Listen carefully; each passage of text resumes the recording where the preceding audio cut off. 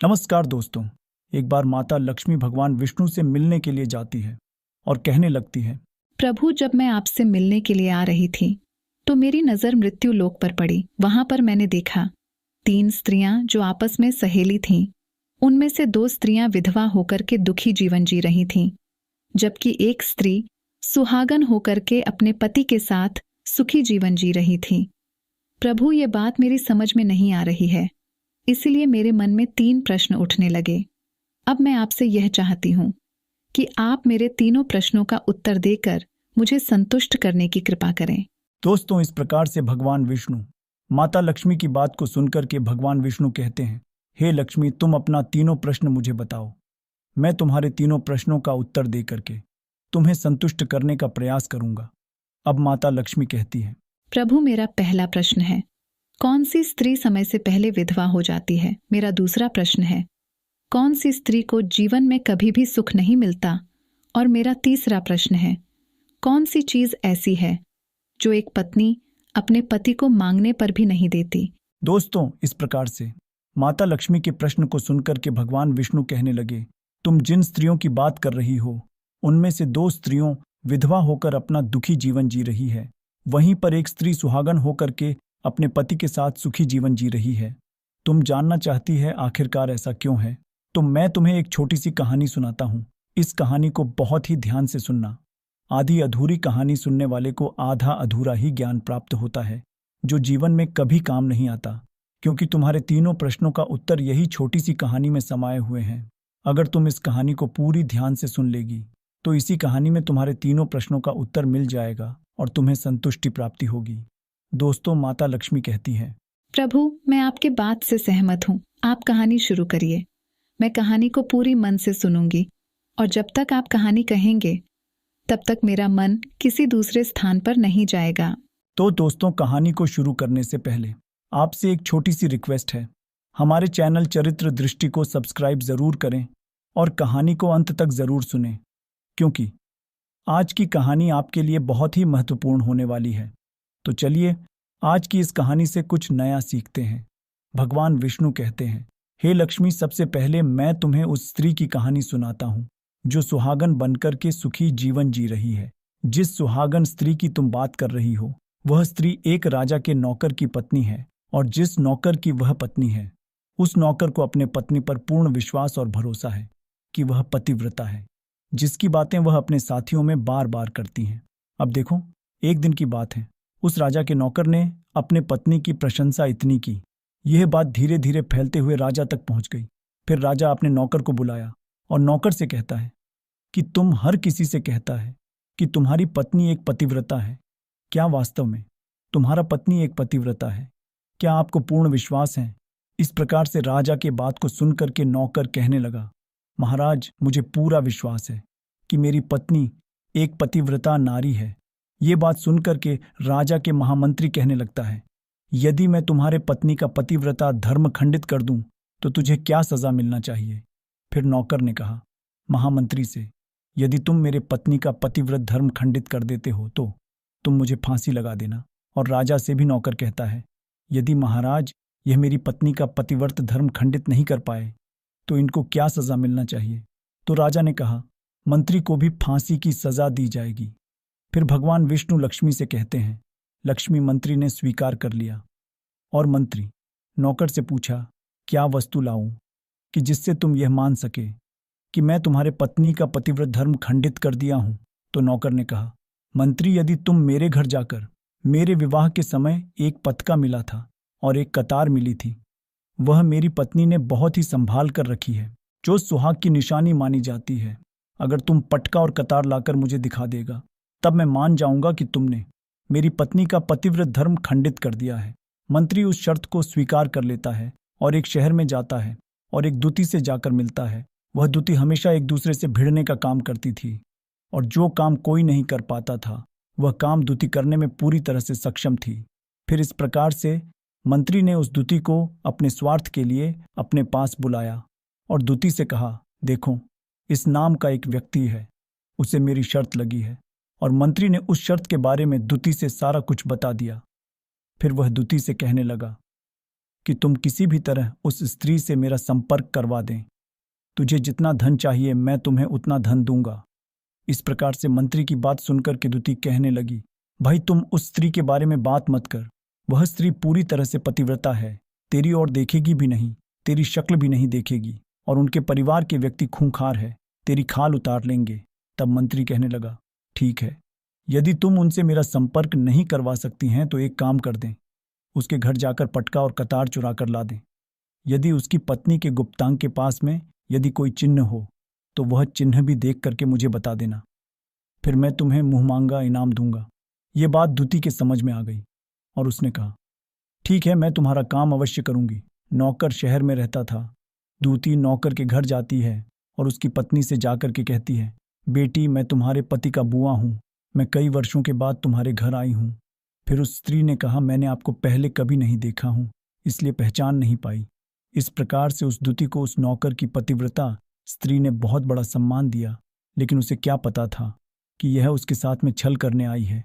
अब भगवान विष्णु कहते हैं, लक्ष्मी, इस प्रकार वह दूती उस पतिव्रता स्त्री के साथ में 2 दिन तक रुकी। जिस समय वह स्त्री स्नान करने लगी तो दूती उठ करके उस पतिव्रता के कमर रगड़ने लगी। उस पतिव्रता स्त्री ने बहुत ही मना किया, फिर भी वह दूती नहीं मानी और कहने लगी, तुम तो मुझे बेटी से भी प्यारी लगती हो, तो इसमें मना करने वाली क्या बात है, मना मत करो। काफी दिनों बाद मेरी मुलाकात तुमसे पहली बार हुई है। अब यह सब कहकर के वह दूती मुंह पर हाथ फराने लगती हैं।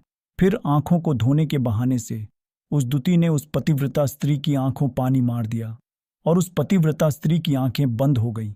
इस प्रकार से गुप्तांग के पास में जांघ पर एक तिल का निशान था, जो दूती ने देख लिया। अब तो उसका काम बन गया।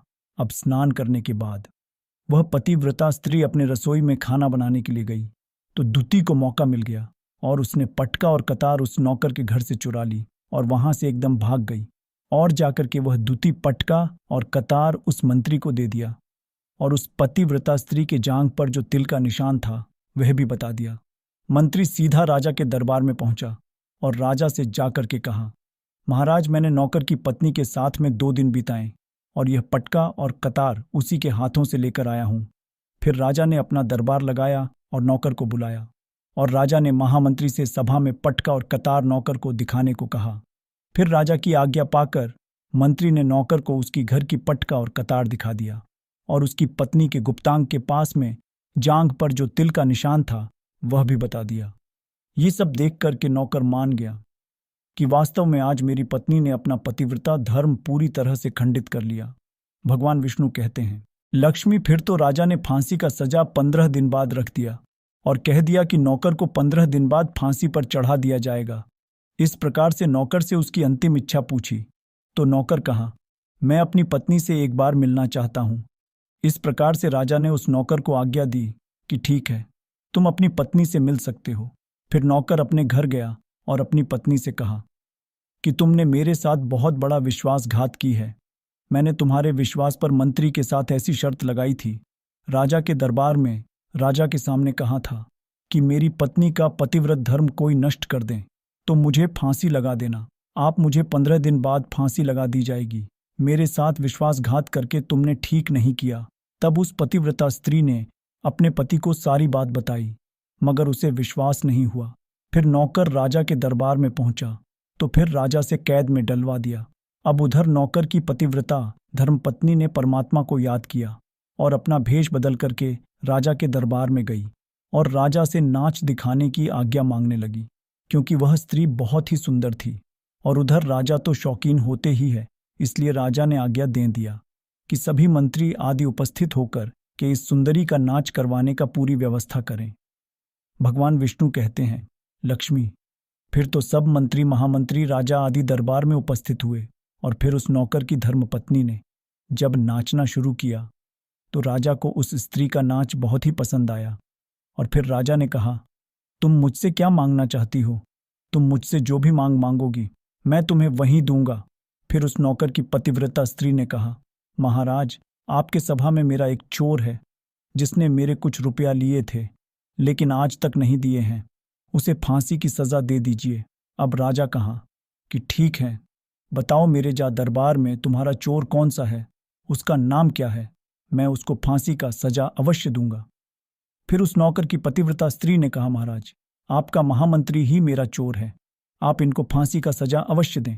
अब उधर जैसे ही महामंत्री ने सुना कि यह सुंदरी मुझे अपना चोर बता रही है, तो मंत्री कहने लगा, महाराज, मैं कसम खाकर कहता हूं, मैं इसका कभी कुछ नहीं चुराया हूं, मैं इसको आज तक कभी देखा भी नहीं हूं, तो मैं इसका चोरी कैसे कर सकता हूं? मैं आज तक इसका शक्ल भी नहीं देखा हूं।